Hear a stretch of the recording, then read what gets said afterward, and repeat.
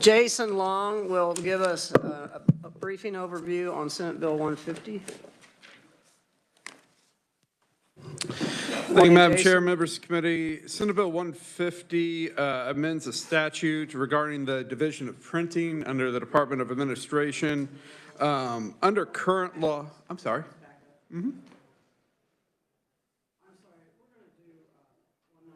Oh, sure.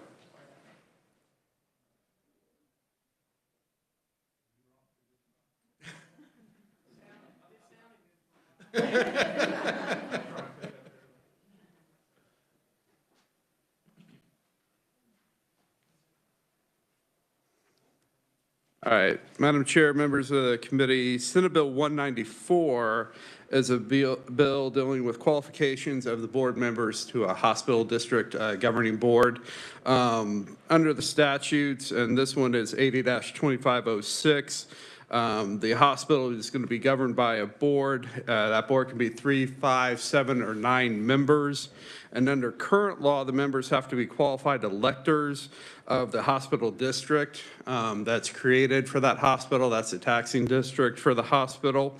What the bill would do would be expand those qualifications so that members could come from the county where the hospital is located or any adjacent county to that county. So it broadens the region from which they can find members to serve on that board for the hospital district. This bill would go into effect earlier than July 1st. If it's enacted, it's on publication in the Kansas Register. And with that, I'd be happy to answer any questions. Any questions for Jason? I think, too, once we have the conferee come forward, you'll have a better understanding, but Senator Reichman. Thank you, Mr. Chair. Is the reason for this or having trouble finding people to get on the board in the smaller areas? Thank you. I don't believe so, but I'm going to defer to our one conferee on this bill, and I think he can shed some light on it. Any other? Okay. All right. I don't see any other questions. Thank you, Jason. We have a conferee here today, Senator Billinger. Thank you for being here today and Thank you, Madam Chairman. explaining the need for the bill. Yes, and it's pretty simple. It's in Logan County. If any of you are familiar with Oakley, Kansas, if you're on I-70 going west, Oakley has a truck stop right there in Oakley, and that truck stop is in Gove County. So it's part of Oakley, but it's Gove County. And if you drive down Main Street in Oakley and you get to the high school, if that street there is the county line. So the homes that are on the north side of that street, even though they live in Oakley, they're in Thomas County. And small counties like this have a hard time getting people to serve on volunteer boards, and the hospital being one of them. And one of the current board members has purchased a home across into Thomas County, and so no longer can serve on this board. And so this adjustment would allow the county commissioners, if they choose, to appoint someone in the adjacent counties. So uniquely, the way Oakley is situated in Logan County, it's borders Gove and Thomas, basically with the city limits. So with that, I'd stand for questions. Turn my mic on. Senator Francisco. Thank you, Madam Chair. Senator Billinger, thank you for being here. You might know better than I the situation in some of these smaller counties. Are there counties where a county hospital takes patients from surrounding counties? Yes, they definitely do. Like I said, if you lived on the north side of the street there at the north end of Oakley, you're in Thomas County, and I'm sure if you need to go to the hospital, you go to the hospital there in Oakley.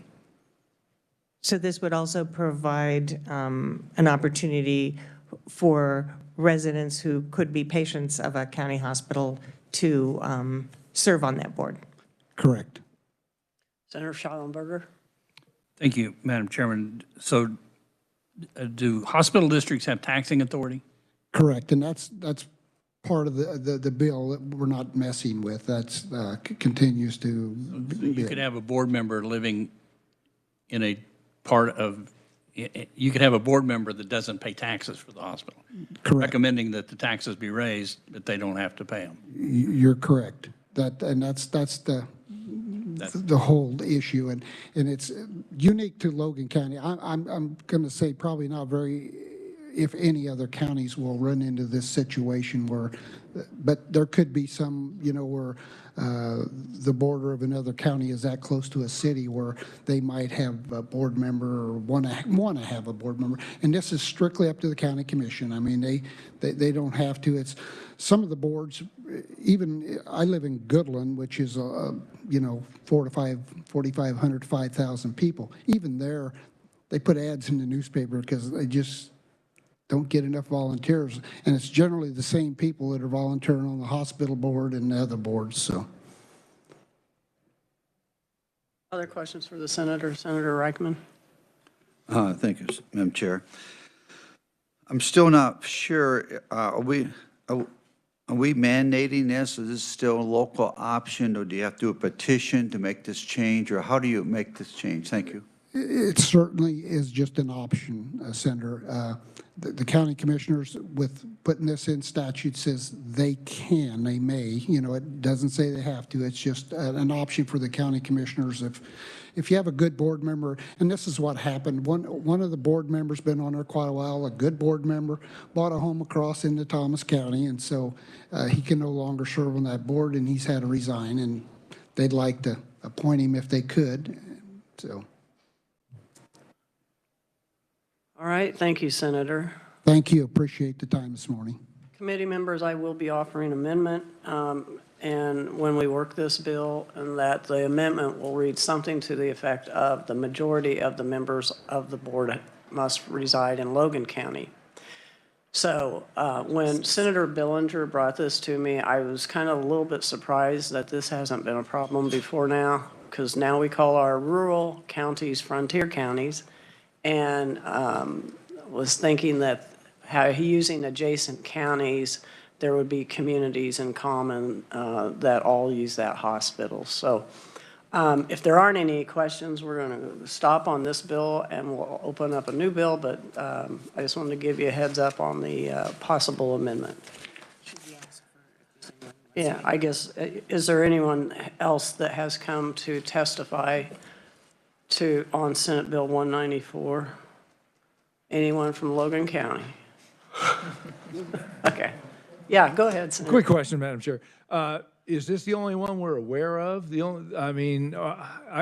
His point is that there might be some other communities where they face this, and do we just tailor it down to those specific counties or not? It's my understanding it end up helping any of these other counties that have the same problem. All right. Would that be correct, Jason? And Jason can confirm that when we work the bill. Okay.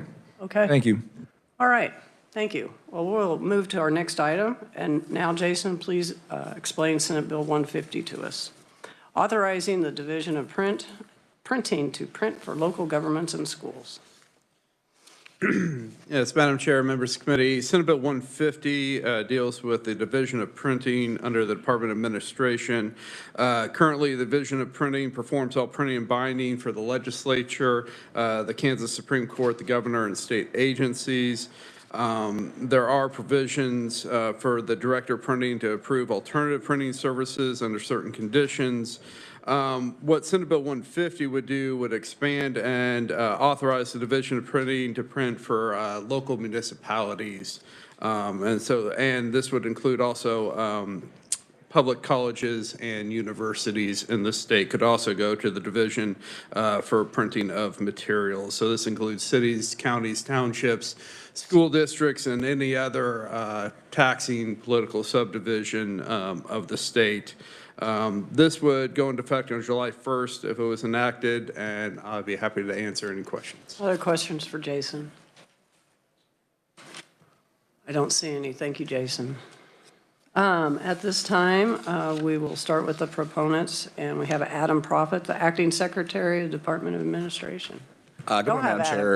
You don't look like Adam. I am not Adam. Adam got called into a meeting at the very last minute and so asked me to take up the cause today. So I'm Samir Arif, I'm the Director of Public Affairs for the Department of Administration.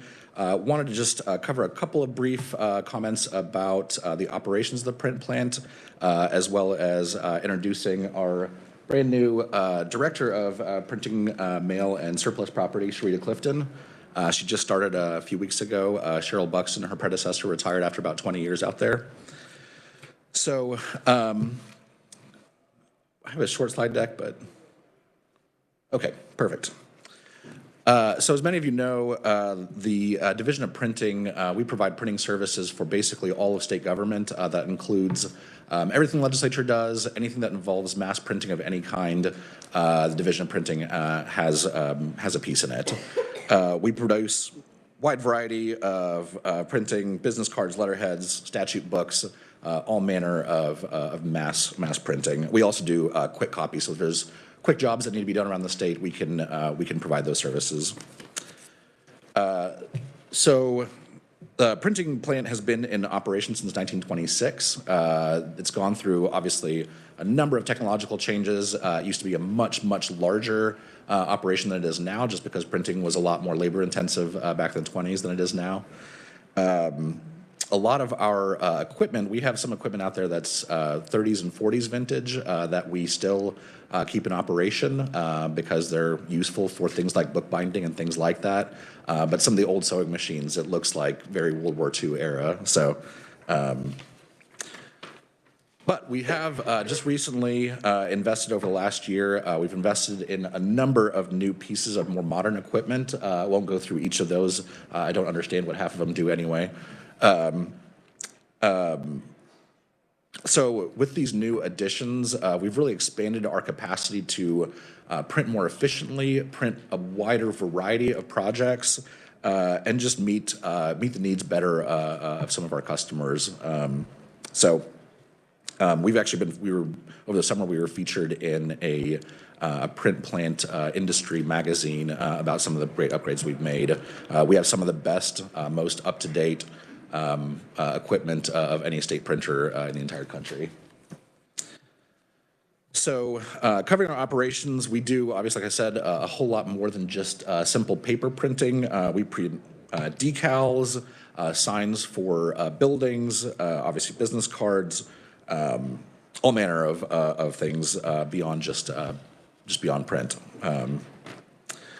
So moving on to the purpose of SB 150, like Jason said, that the intent of the bill is to allow the state printer to print for cities and counties. This really came up sort of in the wake of COVID. A good deal of private print operations like Kinko's, Quick Print, a lot of them had to shut their doors during COVID, and so much of the life moved on to the digital space, and so a lot of mom and pop operations just couldn't keep up with after COVID. Our intent is not to compete with private businesses. We are simply want to be a resource for cities and counties. Like I mentioned, Douglas and Shawnee County both reached out to us when they were sort of in a jam, but of course the statute doesn't allow us to print for them. Again, we don't have any intent to undercut any private businesses. We just want to be a resource for the community. One of the things that we've been asked about a lot is we have an envelope converter that can take a regular 8.5 by 11 sheet and turn it into an envelope, and they can run thousands of them at a time, which is always a pretty big need for local governments. So that's really about all I had. Happy to answer any questions about the intent of this bill. Thank you, Shamir. I guess I'm just trying to figure out what really got this going. I'm looking at KAC's written testimony, and I just, what drove this to become a bill? Sure enough, it really was just that we've been contacted by a couple different local units of government that didn't have other options available to them, and really, like I said, we have plenty of work the legislature gives us, so we'd like to be able to provide services for counties and cities and schools, but again, we're not trying to gin up new business as much as we're trying to be a service for cities and counties. Questions from the committee? Senator Reichman? Thank you very much, Madam Chair. Thank you for your testimony, and I'm sure you guys do a great job. I was impressed, whatever. I mean, all sincerity. I guess my question is, when you mentioned with COVID and some of these places had trouble going on, most of that was the government telling them you can't, service. And so when I look at this, I see government competing with private enterprise. And so my question is, where do these different groups that we're talking about to get printing, if they don't print it themselves?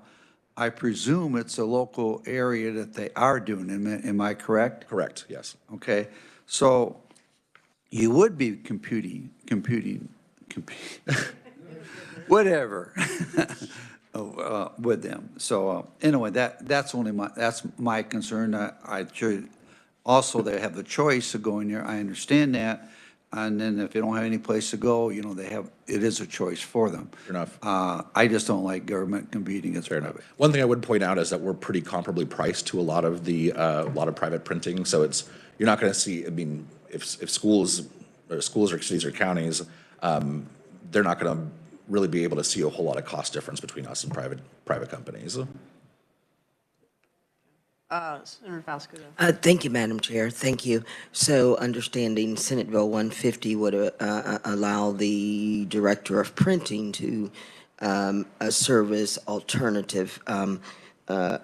provide alternative services, and it says under certain conditions. What would those certain conditions be?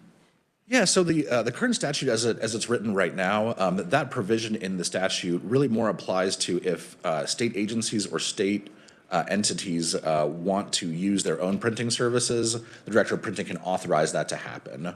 But again, the statute as it reads now doesn't allow us to print for other units of government beyond the state. Sure, thank you. And Madam Chair, if I may, so you print our legislative business cards. Is there any chance that you could increase the stock of those cards? They are a little. I'm sure we can work on something. I'd be happy to talk about it. Noticed? Thank you. I'd appreciate it. They bend pretty easily now. Sure enough. We've got a lot of great capabilities out there. I'm sure we could do something like that. So since we're asking for favors, it looked like in the handout you could do my campaign materials as well.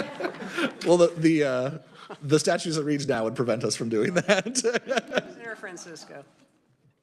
Thank you, Madam Chair.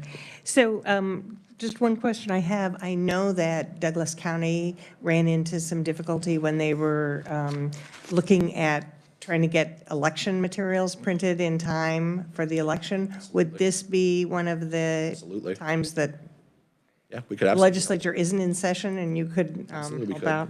Absolutely. Was that an example of one of? Douglas County, I believe they were one of the counties that had initially reached out to us when we had started discussing this issue. If this makes it all the way to the floor, I already know what my first few questions I'm gonna get hit with, Sure enough. And it's gonna be you're competing with the locals. And I thought I read somewhere, the director has the ability to determine a job to be obtained in the commercial market. I don't understand what that. Yeah, so that's like if certain agencies or state units want to use their own printing services, the Director of Printing can authorize that to happen. So, yeah, go ahead, Jason. Just to clarify on that point, Madam Chair, for instance, I believe last year the revisor's office had difficulty getting a volume of the statutes printed through the Division of Printing, and I believe we got authorization to print to an outside, That'd be, yeah. use a commercial printer. That's an example of how this was exercised recently. Okay, thank you. Senator Francisco and then Senator Vasco. Thank you, Madam Chair. So I understand that this says when the Director of Printing is of the opinion that a particular printing job should be obtained in the commercial market, they may do that for a state agency. That would not apply to schools or other units of government. Correct. And so the other thing I think the committee could think about is, would we be asking the director of printing to also try not to do jobs that would be easily obtained in the commercial market? So I will work on some wording. Senator Fasquedo. Thank you, Madam Chair. And I want to first say the three senators to your left, Senator, Madam Chair, the three senators to your left, they look quite dapper in their red ties. But my question, so you would, those that you would service would then pay you a fee, then where does that money go to? Thank you. That goes into our operating budget for the print plant. We're primarily not an SGF funded entity. The print plant is self-sustaining just based on the jobs that they take. Yeah. All right, any other questions? Senator Bowers. Thank you, Madam Chair. I do think in order for transparency, we move forward with this. I'd like to see whatever local board is deciding to use at home, and I'm thinking with my 13 counties, that they discuss this and then they approve it, that they're going to use a state printer rather than a local one at home. I think the public needs to know that they have an option, and if they didn't choose at home for any reason, they would go to the state. So to me, that makes sense that they're being transparent of why they're going to the state and not using a home printer. Absolutely, absolutely. So that's just my Rather thought. than the administrator just making the decision. Yes, I So think it'd be a this- public vote. Yeah, exactly. Okay, I've got Senator Thompson. Yeah, I find it interesting that we don't have any local printers weighing in on this, because I know I have some in my district who would probably be very strongly opposed to this, because as Senator Reichman pointed out, state is subsidizing the printing on this. They get state dollars, and so they are competing directly against those private industries who pay the full taxes. So it would be interesting to hear from some local printers who have skin in the game. And to see the demographics of, like, you know, west of 81 Highway, there's only 3 printer shops. You know, we just don't know. Right, and They're going to be concentrated in our areas. right, and maybe there's no other option Right. for those areas, and perhaps we make some kind of very tight exception to the rule. But I know in northeastern parts of Kansas, there's a lot of printers, and they're not all the big corporate ones either. There's small shops that I think will have some real heartburn over this. So, thank you, Madam Chair. Senator Schallenberger. Thank you. I don't think that this would do away with competitive bid. I think a city or county or school board would still have to, if it meets a certain threshold, have to competitively bid this. So there would be some transparency. And I guarantee you, if the school board in Baxter Springs decided to go to the state printer, I know a printer who would, on that school board, who would probably vote no. So I'm not sure it does away with all that. Again, the intent really has been to be sort of another option in the event that we're needed. Okay, other questions? All right, I don't see any. Thank you, Madam very Chair. much. If one last plug, would love to invite any of you out to the state print plant. It's a cool thing to see in action. They do great work. It's a cool facility, so we'd love to have you out there. I should probably go see it. 'Cause We'd love to I thought have we you. got rid of it. Yeah, it's still During all there, the still trucking budget along. cuts, I thought we downsized and all that, and it sounds like we did not. Yeah. So Yep. must not got through the budget. Thank you, Madam Okay. Chair. All right, thank you. Is there anyone else that would like to speak on Senate Bill 150 that's here today? Anyone like to speak against Senate Bill 150? Seeing none, we will close the hearing. And senators, you'll note that I'm getting you out even before 20 after the hour. So enjoy your extra time. We are adjourned.